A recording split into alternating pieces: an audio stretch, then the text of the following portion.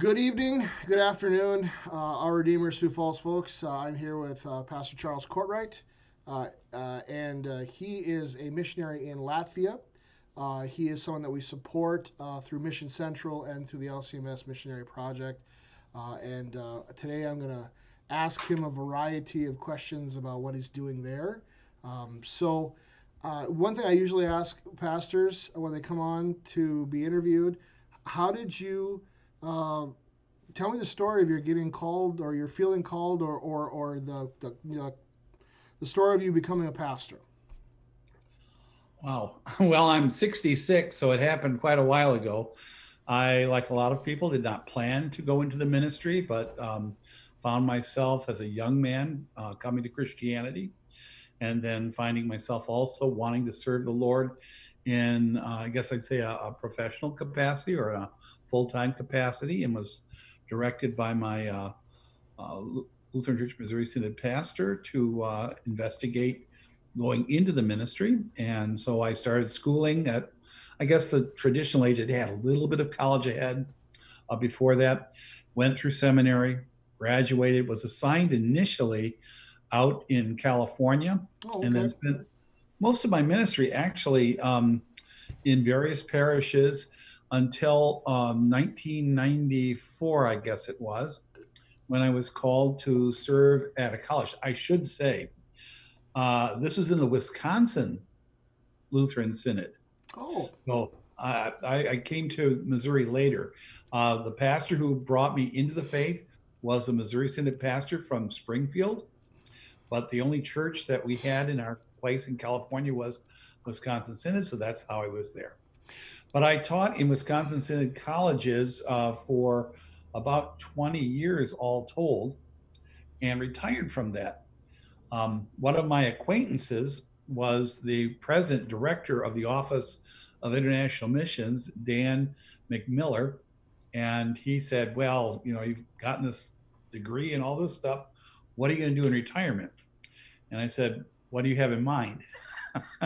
And he talked a little bit first of Ethiopia, but then later on, we talked more. And after colloquy into the Lutheran Church Missouri Synod, I went through all the testing and that kind of thing, and was assigned then to the Eurasia region.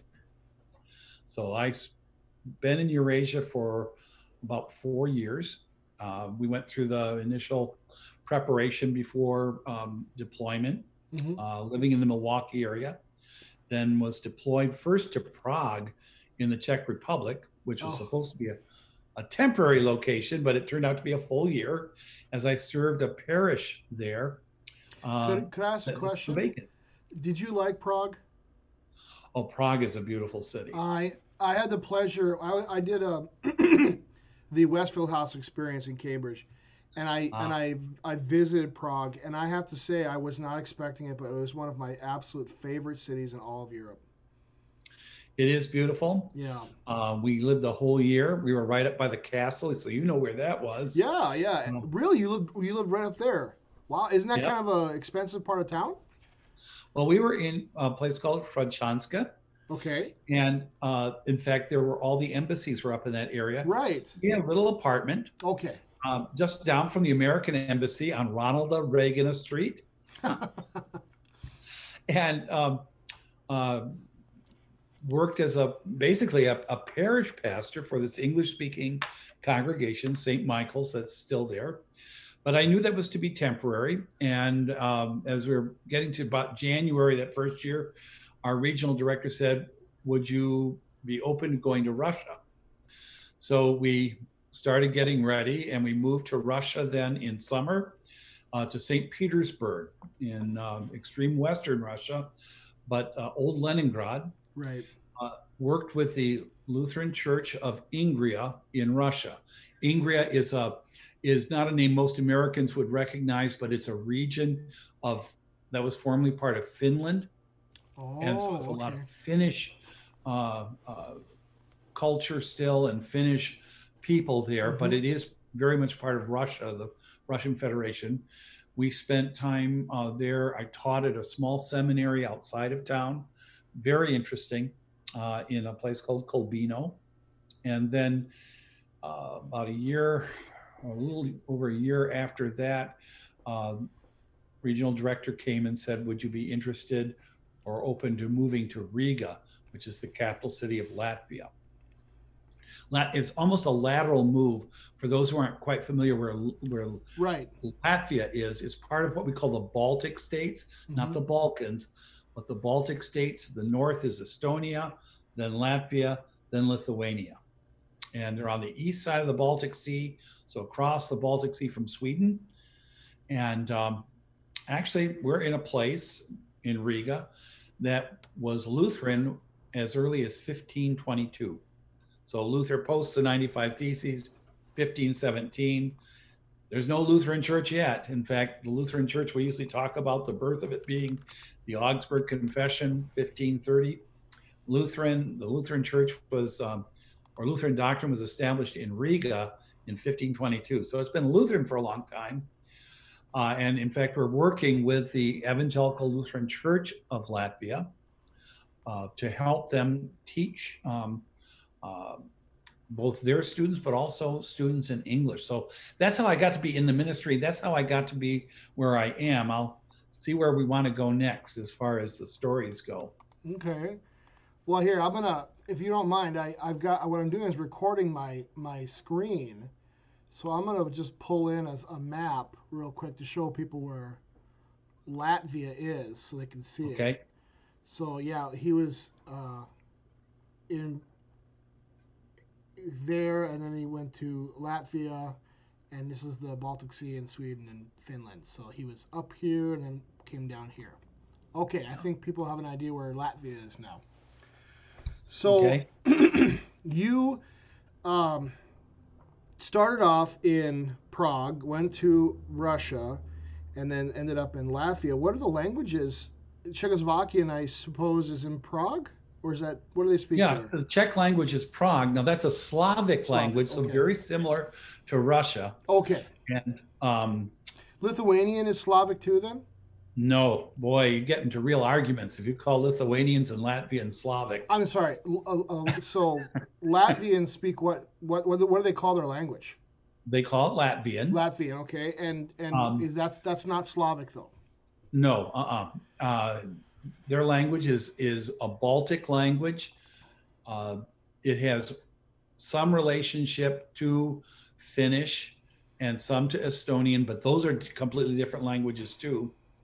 It's a very difficult language. I think in order of difficulty, probably Finnish, then Estonian, then Lithuanian, then Latvian. Because Latvia was under the influence of Germans for a long, long time. And so that language has had effect on it. They were under Russia's thumb for many, many years, both well before the Soviet Union time, but then during the Soviet Union again. So there's a lot of influence that way. You know, I was surprised when I was traveling in these areas how far Lutheranism spread during the Reformation era. You know, the Counter-Reformation, I think, thwarted a lot of those efforts, but during the Reformation, Lutheranism went to a lot of different places. So it's really, I think people forget that there's an influence in all these areas of Lutheranism. So right now, you have come home. You're actually in St. Louis right now. Is that correct? Correct. Mm-hmm. And you come home for kind of a respite break. And are you headed back to Latvia anytime soon? Yes, actually, we came home because I had some health issues I had to have checked out here.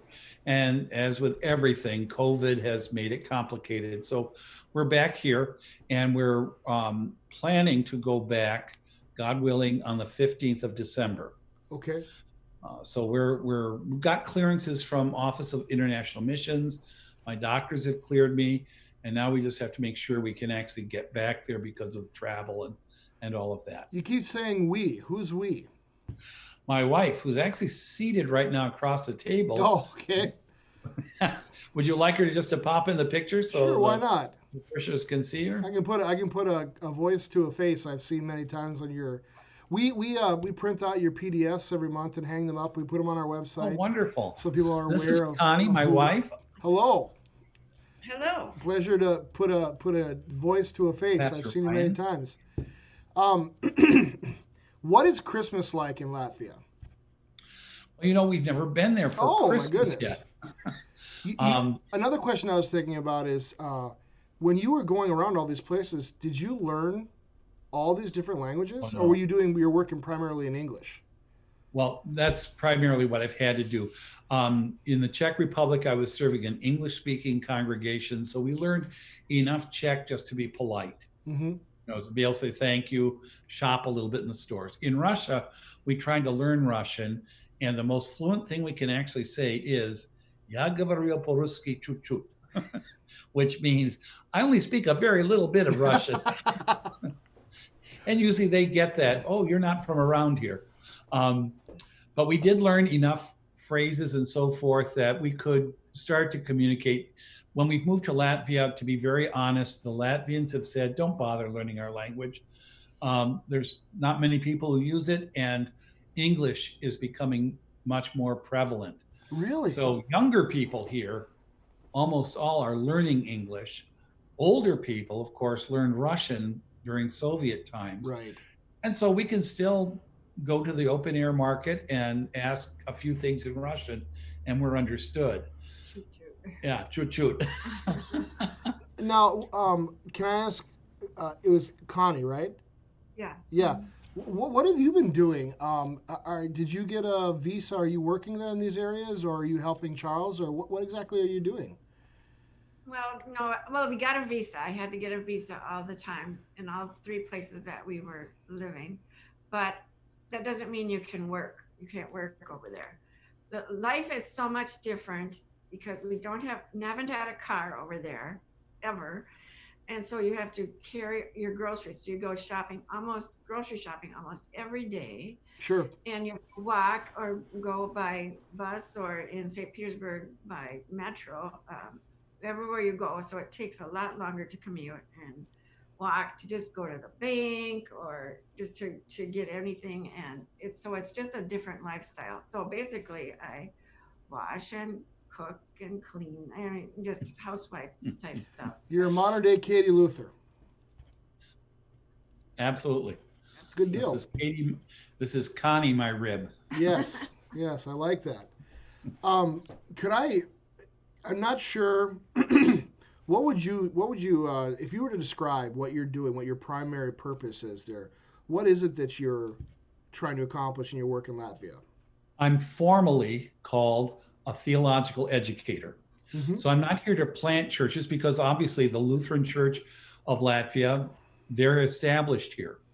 But what they are doing is, as a confessional Lutheran body in an area of the world where most confessional Lutheranism has disappeared, Right. the state churches and all that. They Are there very LWF interested. churches there in Latvia? The LWF is around, but the Lutheran Church of Latvia is not a member of that. Right. I was familiar with that from my time in Europe. There are a lot of LWF congregations, but they are as liberal as you can imagine. So, And the problem is with pastoral training. The European system has always been that you went to university and studied there at the university under the theological faculty. But those faculties have become so liberal mm-hmm. that the pastors they turn out are not faithful. We just have to be honest about this. So the Latvian Lutheran Church has its own small seminary that's apart from the university system. Mm-hmm. Now, I can't teach in Latvian. I have taught courses to Latvians, though, through translation. But what the Latvians have established is an accredited program of pastoral training on the bachelor's level. So a bachelor of theology, basically. It used to be taught entirely in Latvian, but as they have moved and changed things, they are now want to establish a parallel English Bachelor of Theology program. And that's what I'm doing. Wow. I have a partner, Dr. John Bombaro, who is working also. I'm familiar with him, yeah. So John and I are busy working on taking the Latvian curriculum and in a parallel way doing the same thing in English. Now, one of the big differences is in the Latvian language, there's not a lot of good Lutheran resources. As long as Lutheranism has been here, they just don't have the books mm-hmm. and commentaries and so forth. They have some in Latvian, They have translations into Latvian of some classic, like Walther's Law and Gospel, for example. But it all tends to be quite old. They have some Russian texts because they can read Russian. But in this English program, what we are able to use is we're obtaining permissions from our Concordia University system and the seminaries, as much as the seminaries are. I have to explain, remember, this is a bachelor's level. It's not the master's level that we require our pastors to go through. So it's not as high level as the seminaries at here in St. Louis or at Fort Wayne. Do the guys that come out of the bachelor's program, are they certified preachers then, or do they still have to? Yes, they So are. it's almost like the old-fashioned certificate of preaching kind of approach, right? It is. I don't want to have anybody think it's quite the same thing as our SMP program. Right. Yeah. Yeah, it's there. These men are fully trained and ordained, and serve in individual parishes. But what we're going to be doing more is actually working with Lutherans who are looking to become pastors and serve in the European Union. So for instance, right now, and maybe in fact, I can share a screen. I'll show you something of this in a moment. We have a course. It's not part of the curriculum yet. All it is just kind of a course to get people interested in theology.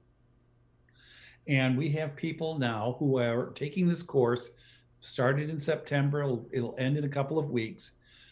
But these people come from all over, everywhere here in Europe, including Ireland, Italy, Romania, Bulgaria, Right. down towards Turkey, and then way over in Pakistan. I won't say a whole lot about them because Right. they have to be very careful about who knows what they're doing. Right. But we all get together online for 3 hours every Monday night, and we have a full-blown course in basic introduction to theology. That sounds very exciting. Well, it is, because realize that in many of these places, let's say our friends in Italy, there are 3 men. One was a former priest, so he's had theological training, but really in the Roman system, more philosophy than theology. Mm-hmm. And 2 others who are fairly well read. They live in Rome, and they would like to see established there a confessional Lutheran presence. You know, that is just crazy because I've thought for the longest time, it just seems like, you know, we ought to create a beachhead. I've thought that for the longest time, that Italy seems primed for a Protestant revolution. Well, there is, of course, you know, a Lutheran church, but it's one of the LWF churches. Right. So these men are looking to be trained, and they would start to work in Italy. We have 1 man way up in Padova or Padua in the north, 2 in Rome, and then actually our Eurasia business manager, an American, lives also in Italy. Okay. So he knows these men. Yeah. Across the Adriatic Sea, we have an alliance missionary. So he's not LCMS, but he is allied with us, Soren Triffa, who's just a powerhouse. He is gathering people and starting actually a confessional Romanian Lutheran church. Amazing. Go ahead. I always thought that Lutheranism would work well in places like Yugoslavia, Romania, places like that. It would be very... Well, Lutherans were once very prevalent in Transylvania, Right. which is part of modern day Romania. But Soren is actually creating a new modern confessional Lutheran church. He has some acquaintances and co-workers now who are also going under training in Bulgaria. Mm-hmm. We have a man who's going to be able to work in Turkey. And so all these individuals have come to know what we are doing. And we are actually going to start the actual formal Bachelor of Theology program this January. Is Turkey's part of the EU, right? It is, but you can't go in there as I was wondering. We couldn't go in there as missionaries. Right. And so when you're in Latvia, could you travel to Turkey and come back?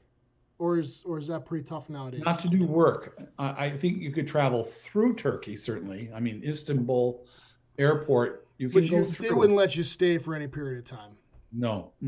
not at all. I traveled through Turkey, and boy, I loved that place. What a wonderful place. You know, would be I've never amazing. been. Ah, yeah. We actually went to Istanbul and drove all the way down to Ephesus along the coast by My. ourselves, me and two other guys, and we saw so much of the countryside, and I just fell in love with it. That whole area, you know, it's just Well, I'm Greece sure they and want tourism, but they don't want yeah, proselytizing as yeah. they would look at it. So, Soren, by the way, is working in Thessalonica. No kidding. So, Wow. we have seeing the gospel rain shower that Luther talks about, which is passed by in Europe by and large. When you see the big churches that are so empty, but we're seeing a growing number of individuals who are interested in being able to preach and teach and serve with the sacraments, and we can't send them to America. That's a bad plan. Mm-hmm. People who go to America end up basically wanting to stay, and we need them here. We don't want them going there, and our program doesn't really match.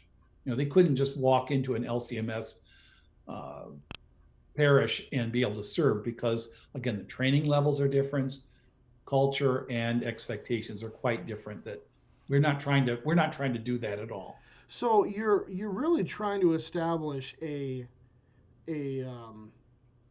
a training program for pastors in the Eurasia area to start up churches. Kind of this seems to be the tack of the LCMS lately, where we leverage our professors and trained Exactly. Lutheran leaders to, instead of send pastors there, we're gonna train up locals to be pastors there. Absolutely. It would have taken me literally a lifetime to become so fluent and well cultured, say in Russian, to be able to actually do Russian mission work. Right. Same here for that matter. The language issue, the culturalization, just knowing the people would take. You'd have to be here for years and years and years. And it's so much easier, so much better, in fact, as their own people reach out to them with the gospel. Yeah. So that's what's happening. We're just getting started. We're very excited about it. We have in our partner church in Latvia, we have just gotten on board. I put him in my last newsletter. Jacobs Yurts, who is this? He was in Cambridge, so he knows Westfield House. Mm-hmm.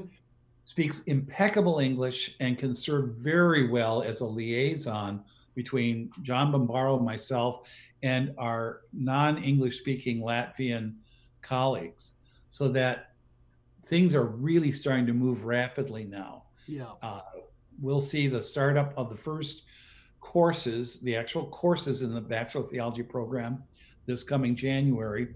By next fall, the program should be pretty well set, and we'll be looking to continue to solidify it, staff it, and keep moving. We were looking at we had a meeting not too long ago, and we're talking about big dreams and things like that, and with some funds that we'd received, and calling a worker, sometimes it can seem counterintuitive, but with additional workers, sometimes it's hard to put your finger on exactly how you're going to make an effect in the world. You don't know the area, you don't know the people, you're not exactly like, we're going to start this business or this outreach ministry, but you don't know if it's going to succeed or not. Sometimes, even though it may not be the best, most optimum use of resources, the best way to go about it is to call a worker and send a worker into that field to get to know the people, get to know the needs, and assess, and then build a ministry from the ground up. It's just the way it goes. We can have all kinds of ideas, like nowadays how we do it in America, where we do these satellite churches where one pastor is basically serving 10 different congregations and he's just on the screen. Well, that doesn't work. I mean, it's exciting that you're training up workers to go out into the field in these areas, because workers are always going to make ministry happen. That's exciting. Well, and we all know, painfully so, you can't be served on a screen in the same way that you are served in person. And you know, this is a great opportunity, but I will say it's not all roses, so to speak, in that the interaction with students is missing. I see them on a screen like I see you right now. Mm-hmm. And while we can interact, when you have 40 some people on that screen, Yeah, you know, that's it's tough. very hard to be able to get to know them personally, Yeah. and also to be able to be assured through just even seeing their eyes and so forth that they're tracking what we're saying. So this is not optimal by any means, but what a step forward to be able to reach these people. By the way, it's not all going to be just online. Part of the program is what we call intensives and a mentoring program also. We cannot do the vicarage type of program that we do in the Right. United States, but they can be mentored, and we are working to have that happen. And then 2 or 3 times a year, we will have them come to a central location as a whole group as much as possible. They'll go through a single, seminar or course together, get to know each other, but we also get to meet and be with them directly. That may happen here or in Riga, and it will. We're also looking very much at the old Latin school Oh, in Wittenberg, sure. Germany. That would be, that would be a fantastic thing, I think, to be able to take an excursion, do a little bit of a conference at the old Latin school. That'd be fantastic. Can you imagine you're training for Lutheran ministry and you're in that place, Yeah, and 100 feet away, not even 100 feet away, is the is Catholic St. Church. Mary's Church where Yeah, Luther preached and was married and all of that. that's good It's stuff. a wonderful sight. Yeah, that sounds exciting. All those is travel pretty easy from like Latvia and places like that to Germany? Is that too hard or? It is it without COVID. Distances here are even less than flying around the United States, and so we can get to Berlin by air in little time, 2 hours or so. But of course, COVID has really changed Yeah. portability and getting around. Well, So we I hope heard when that it goes Britain away. today adopted the Pfizer vaccine. Oh, They're good. already distributing it. So who knows? A month from now, things could look very different. We hope so, because in the region, travel is very important to us Yeah. for that purpose of getting about. And to talk just a little bit about the Pakistanis, we could go there, and they want us there very badly, just to come, even just for a week. Hmm. But right now we can't, and it's very difficult for them to come into the EU to have the visas and so forth. I gotta tell you, I may be just absolutely crazy, but going to Pakistan and teaching people about Lutheranism sounds about to be one of the most exciting things I've ever heard in my entire life. I'd do that tomorrow if someone paid me. That sounds fantastic. Well, I'm going to keep your name in mind. Okay, well, I'm just saying, like going into Pakistan and teaching Lutheranism, boy, that sounds just so much fun. My goodness. I mean, I And know it'd be seriously, dangerous, but still, it just sounds uh, fascinating. Pastor Tim Dragamiller in Georgia Uh huh. is one who's had a lot of interest in this, and there's a Pakistani man who is being trained by LCMS, will be ordained, and is going to live and work in Pakistan with his wife. Well, we probably should keep our commentary on that situation maybe down to a minimum, Right. but I'd love maybe to talk to you about it after we're done with the video. Maybe we chat a little bit more about it some other time, but Yeah, yeah. it's fascinating. it's too bad those folks are probably put in danger by assuming the ministry, but no, Lord doesn't promise us anything really. Those students are very excited when we meet on Mondays. They're super polite and just so excited to be able to hear the word. Yeah. Well, there's 9 in one room. Yeah, they're all just in one room. So it is. It's computers. reminds us what blessings we have, and I'm not trying to guilt trip anybody, but we take so much for granted as Americans I know. and as Christians. That's a great transition point. Let's talk about this. What would you say are right now? It sounds like you have an exciting ministry, and the possibilities of training pastors to serve in these areas could reap just lots of good fruit. What are the challenges right now to what you're doing? Well, in Europe, just in general, remember, this is one of the most secularized areas of the world. And so Christianity, in fact, the Czech Republic is touted as the most atheistic state in Europe. So outreach is very, very difficult. They don't want, they don't care. They've been taught so much that Christianity is just myths and fables. Is that still coming off of old Soviet Union type teaching? Even before that, it's Okay. Enlightenment and all of this kind of thing. But the Soviets certainly did their worst, so to speak, in trying to eradicate and equate Christianity with foolishness, so that many people are just inured to anything but the here and now. So you just can't go out and start preaching, so to speak, on a street corner and have people come. People don't just come flocking to churches. You have to find them, and it really is a one by one type of situation, so much in Europe.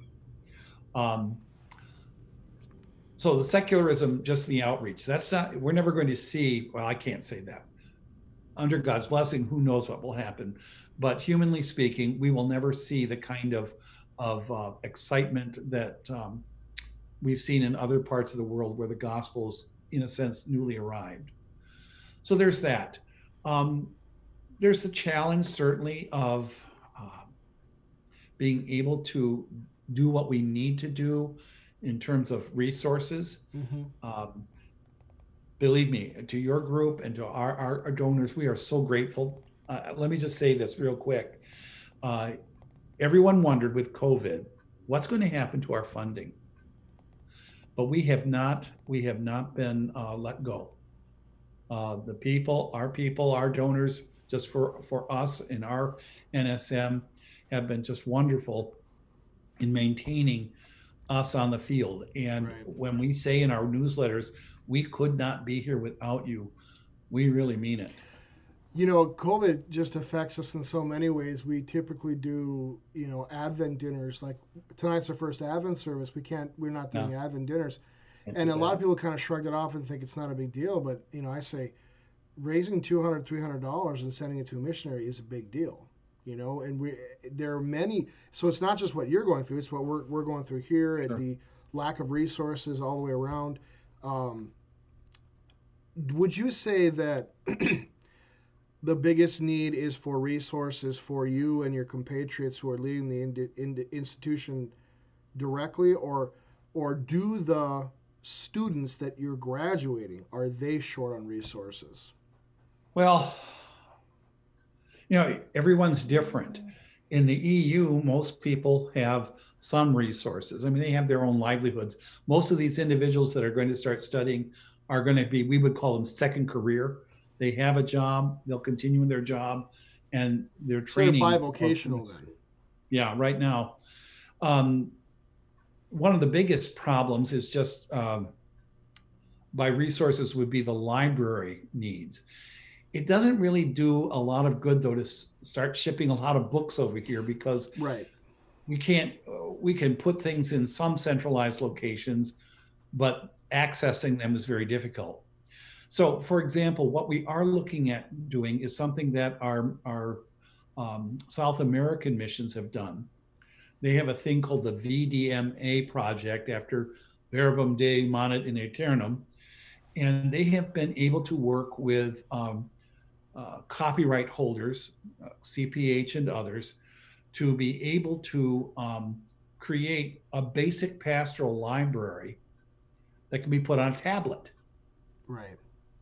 And that basic library is, that's sufficient for basic parish pastor needs. Mm-hmm. That's something that, as we get going, we will, our folks over here would benefit. They can't get the books otherwise. We can't ship them the books, each one of them having their own copies. Some books, yes, like a Bible, things of that nature. But a lot of the commentaries and, the kind of pastoral resources that you would want for normal pastoral work, we're hoping that we can also replicate in English that same kind of VDMA project tablet. And those are relatively inexpensive, and then able to be, you can put those in the hands of a man. And The library doesn't rot. It doesn't have to be packed away in boxes and moved. It's portable with him. Now, there are downturns. Obviously, I don't like reading always on a tablet or a screen, but No, yeah, there's something to be said about much being better able than to. nothing. Yeah, no, you're right. Exactly. There is a lot of benefits to being able to read a book, highlight, underline, things like that. But Sure.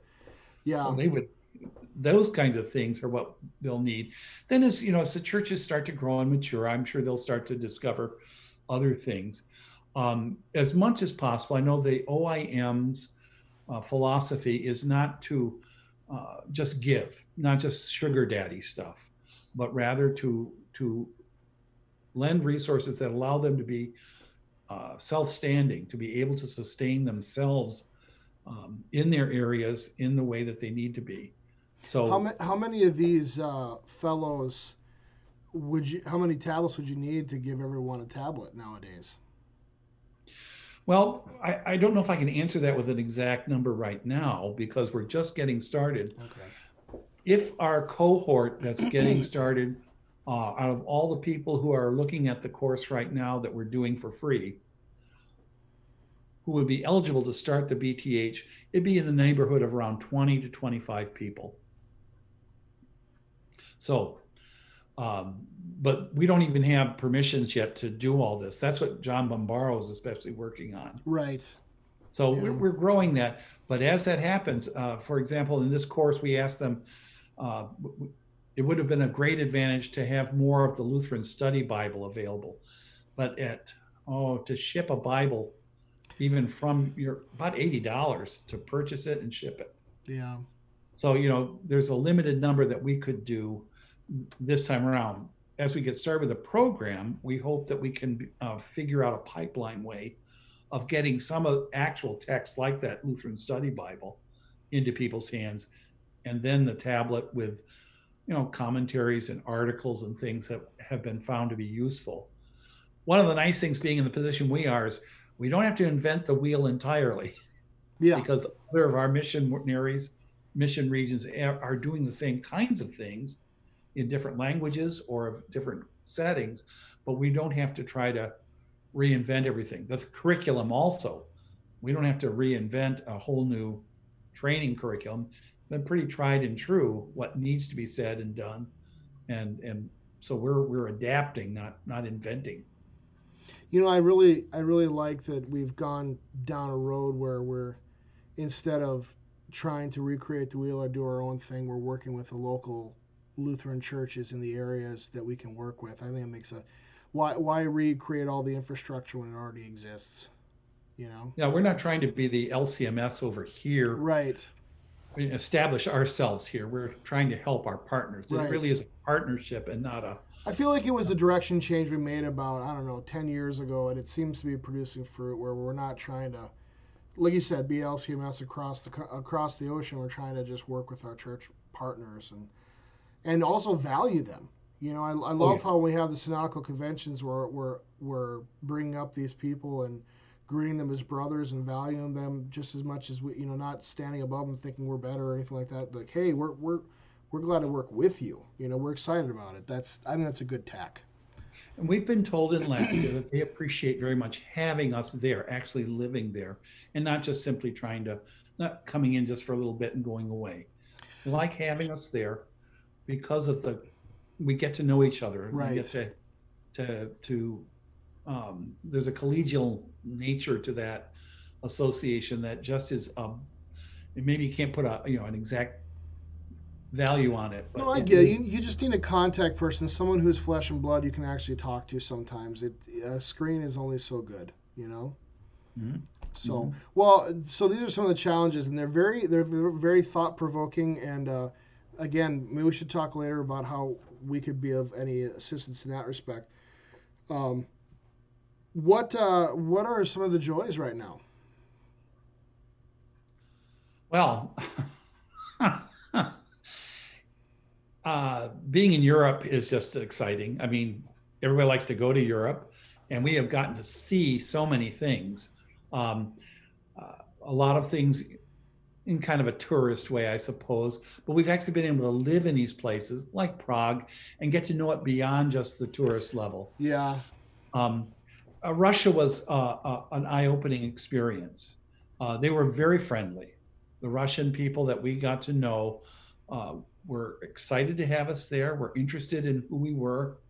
Um, Russia itself was just different, and different than what maybe our preconceived notions were.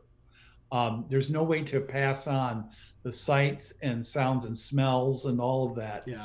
that you have in a situation like that. Um, we have gotten to worship in settings and in churches and places that are just amazing. I had a question back in my mind. I don't mean to cut you off. I'd love for you to continue. I just want to ask a quick question. I would assume, in my experience has been with these older Lutheran church bodies in these areas, that their worship is usually very high church, and probably if you walked into the church, you'd have a hard time distinguishing it between even Catholic services. Do you find that to be the case, or? Well, they don't have the hankering, I guess I'd say, for the new and novel. That is kind of an Americana thing. Right.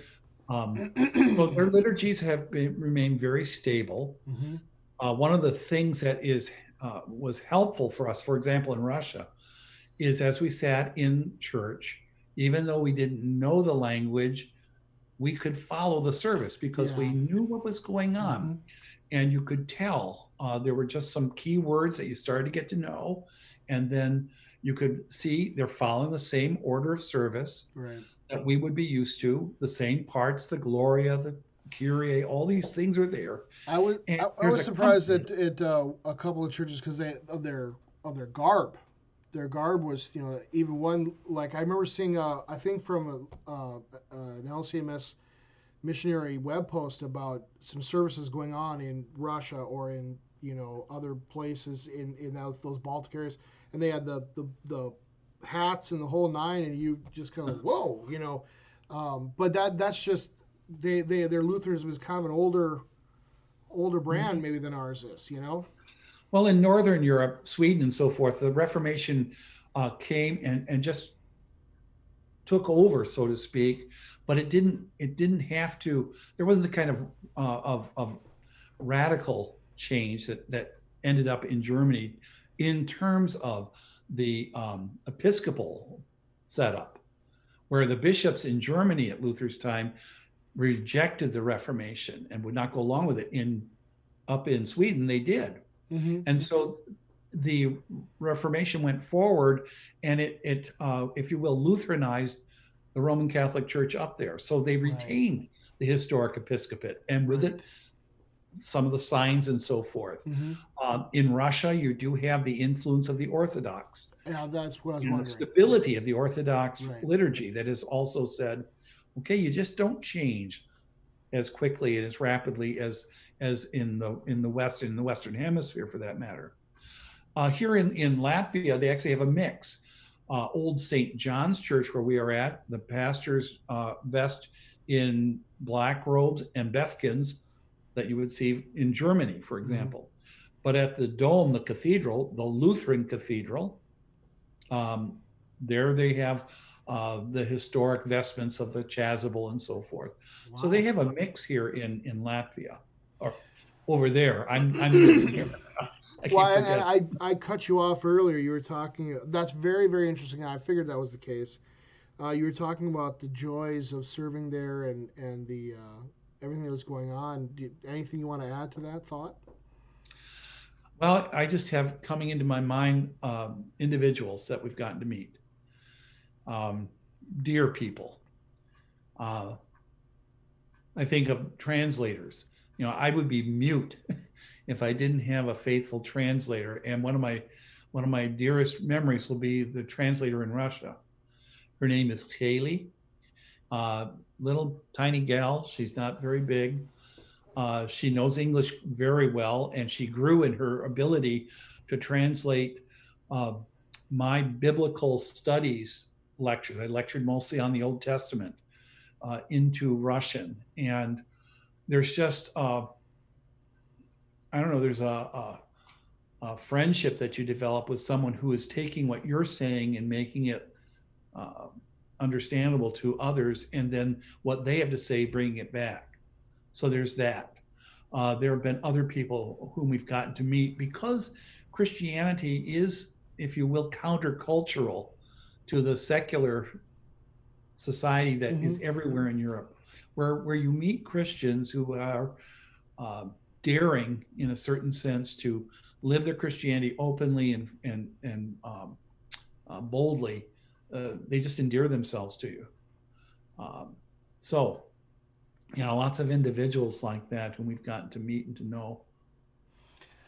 I have, yeah, this has been an amazing conversation, and I loved all those areas that you're spending time in. I never got to Latvia, but I feel like I kind of know the area of having been in Prague and Poland and in Germany. They were all just amazing areas, and man, if my wife wasn't so gung ho about staying here in America, I think I'd go in a heartbeat. But I'd like to close with a couple of fun questions, and then at the end I'd like you to give me all the tagline information for how we can assist you in your ministry. Your email, where we can reach you to maybe donate funds and things like that. So, but a couple of fun questions. So, and Connie, if you feel like answering, you can too. So, your favorite movie? My favorite movie. Oh wow. Lord of the Rings is his. I guess. I don't know. We watch a lot of movies. We don't watch hardly any TV because we can't understand it. Right. So we watch movies, Netflix, and other things. I've had a couple of movies that have struck me. We just saw one, and I've seen it a couple times now. The what is it called? The potato peel pie. It's about the Guernsey Literary Society and potato peel pie. Something like that. It was about the invasion of the island of Guernsey during World War II, and it's just okay. a winsome story about that's on there. Huh. So yeah, some things like that. We like historical movies. We've watched The Crown. Oh, there you go. Well, what's your favorite book of the Bible? Oh, well, I've had the privilege of teaching so many. I'd have to say Romans, though. I'm teaching Romans right now, so if you had some notes you could spare me on the sly, I'd take them. I'm working out of the Middendorf commentary right now. It's been really helpful, and great. It's pretty exhaustive, but you never feel. I don't know. I actually 12 years of ministry is the first time I've ever taught Romans because I'm scared of it. Scared of that book. It means so much to me that I'm just right? Yeah. That's why I'm scared of it. It's so good. I don't want to mess it up. So I hear you. It is a daunting duty. Yes. Melanchthon taught it. Not Luther didn't even teach it. Melanchthon taught it. Well, and then you get all this new what is it? New Pauline study and stuff, and it's just there's so much garbage out there. It's so easy to mess up Romans right now, and it's Middendorf will keep you straight. Yes, I agree 100%. All right, either one of you, recent book you enjoyed reading? She reads so much. Go right ahead. My. All my reading is my reading is largely in commentaries and things. I'll tell you, a part of the Bible that I love to read and read about is the book of Job. Yeah. That book has, I guess, changed for me. I've had a chance to teach Hebrew wisdom and poetry literature over a number of places over the years. And that book in particular, I prepared a series of lectures for our Lithuanian pastors. Mm-hmm. I haven't gotten to teach it to them yet because COVID has prevented us from getting together and we can't do it online that way. But I am more and more convinced of the book of Job in the beauty of its poetry as a type of our Savior. Okay. That it just is. It's a gorgeous book. Yeah, In I've its I've poetry. always enjoyed it. I love in the lectionary when it places Jesus walking on water with the section of God saying, "Where were you when I hemmed in the foundations of the deep?" And he talks about treading on the waters and stuff. And the poetry is so beautiful, and those two things go together. Whoever developed the lectionary in that day knew what they were doing, because that is a really nice connection between the two books. I do Proverbs in the morning on YouTube to people in the congregation. So do me a favor, don't go and look at it, because I'm sure it's terrible, and I don't want you to find out that I'm teaching terrible things. But I study the Proverbs, and I also teach the Psalms Bible study. So I'm with you. Oh, I'm in a wonderful. lot of Yeah. the poetry and wisdom languages, wisdom books and stuff, and yeah. No, I've taught Old Testament for a long time. Not so much in as far as doing the Hebrew, teaching it in Hebrew to students, but teaching the Old Testament in their language to them and getting them acquainted with um, parts that they don't look at real often, and Americans we don't often too. The Minor Prophets are a good example, Yeah. and some of them, in particular, Micah. What a beautiful book! It's crazy you say that, because I was doing for a while Micah and Proverbs. I Mm, started off doing that, and then after I finished Micah, I just went full bore into the Proverbs. But Micah was a fun book to read too. very beautiful book. Yeah, absolutely. So Mhm. I saw you looking for something, Connie. What was your decision on favorite book? Well, I'm reading this one right now. Uh, Meant for Her. I'll just show it. Meant for Her. Oh, Joy okay. Joy Melville. I don't It's know if a I've ever heard of that one. What's good what? about it? Um, it's a Christian book that the story that they have is this woman was assaulted, and it's just all this bad stuff, and she struggled against coming to Christ. And Mm-hmm. by the end of the book, she did, and it's just such a joy that for women, that would be. But so many bad things happened to her in that book. But she comes to Christ in the end, and it's just a wonderful, wonderful story. She won't tell you. She's written 2 novels herself. Really? Wowzers! That's pretty cool. Christian historical fiction. Yeah, that's what she does. Excellent. I like it. Isn't that what Christian historical fiction? Isn't that kind of what Walter Meyer would do too when he'd write those Yeah, books about like the except Roman hers are, Empire and are stuff? people usually in her 2 books deal with Christian women, a couple of sisters, in fact, in the United States in the Depression era and moving through that the Roaring Twenties and the Depression era. So Awesome. it's very much American, but centered in the Midwest, and they're Lutherans and they do things, and Yeah. they're interesting books. Well, One was in I'm gonna Wisconsin, and one is Iowa. I'll look them up on Google, and I'll attach them to the They're on information in the Amazon. video, Yeah, so they people are can on be aware of Amazon. them. They're on Amazon. Yeah, that'd be cool. All right. Favorite food? Oh wow. Well, I haven't had it over here, but I'll have to say, good American beef. Okay, this is Steak. what I was expecting. That's one thing you don't get in Europe. Believe me, nothing like prime rib. I was just gonna say one of my favorite things is just a good piece of prime rib. That is No, always good. no prime rib. Cat or a dog? Dog. Dog person. Okay. Bet. And what is one place? It seems like you visited a lot of places, so this might be a hard question. What is one place you'd really like to visit yet that you haven't been?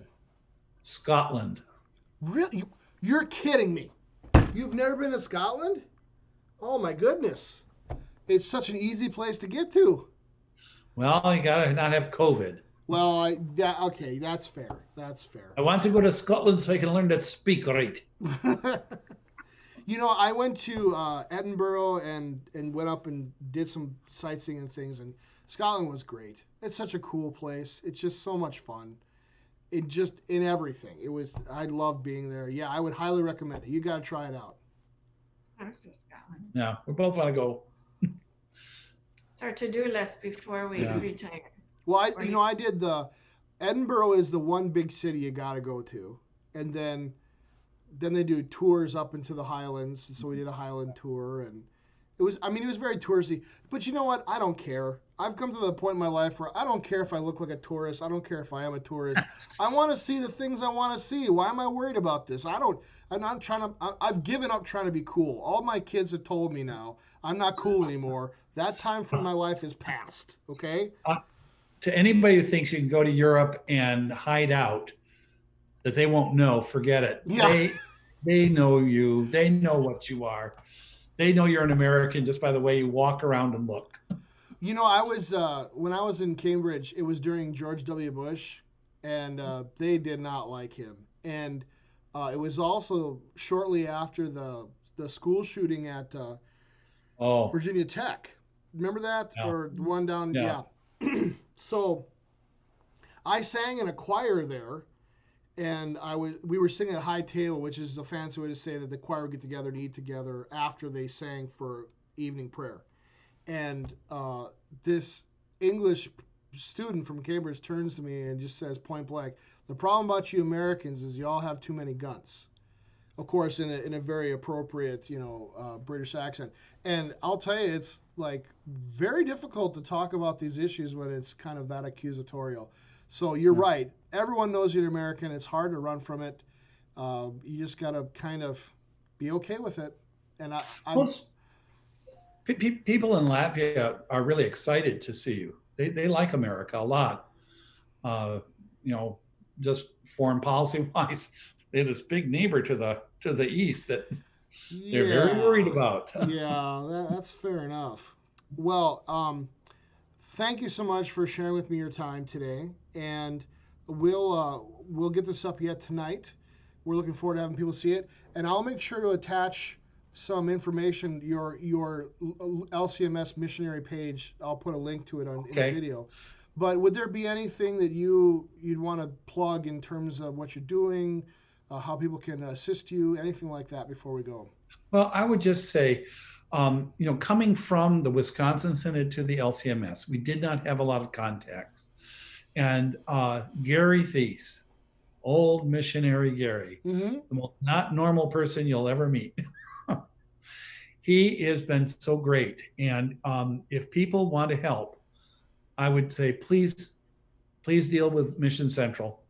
They are just such wonderful helpers. And we're so grateful to Gary and to Brent and to their volunteers because they kind of took us under their wing. We wouldn't be here had they not gotten us known and in a sense publicized us to some folks. So we still appreciate that so much. And I would just tell anyone, go through Mission Central, and whether it's for us or for any of the other missionaries, you know where your money's going, you know that it's going to be used, and they're so efficient. I mean, the world would be a lot better.